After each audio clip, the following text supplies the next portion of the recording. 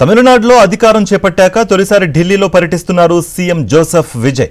సాయంత్రం 4:30కు ప్రధాని నరేంద్ర మోదీతో భేటీ అవుతారు. రాష్ట్రానికి సంబంధించిన అభివృద్ధి ప్రాజెక్టులు, ఆర్థిక సమస్యలపై చర్చించనున్నారు.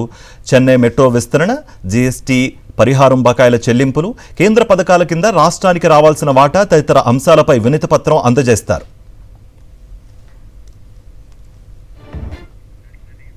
2 రోజుల పాటు ఢిల్లీలో పర్యటిస్తారు సీఎం విజయ్.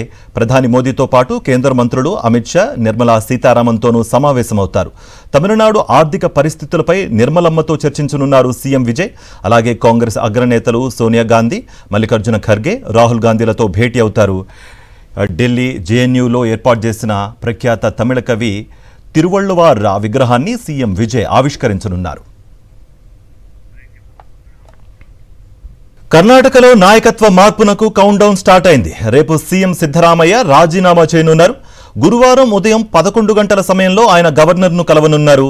ముఖ్యమంత్రి పదవికి రాజీనామా సమర్పించనున్నారు ఆయన. రేపు ఉదయం కేబినెట్ సహచరులకు బ్రేక్ఫాస్ట్ మీటింగ్ ఏర్పాటు చేశారు సీఎం సిద్ధరామయ్య. డీకే శివకుమార్ సహా మంత్రులు దీనికి హాజరవుతారు. అల్పాహార విందు తర్వాత సిద్ధరామయ్య లోక్ భవన్కు వెళతారని కాంగ్రెస్ వర్గాలు చెబుతున్నాయి. సిద్ధరామయ్య రేపు రాజీనామా చేయనుండగా శుక్రవారం కర్ణాటక కాంగ్రెస్ కీలక భేటీ జరగనుంది. ఈ సమావేశంలో డీకే శివకుమార్కు ప్రమోషన్పై ప్రకటన ఉంటుందని సమాచారం.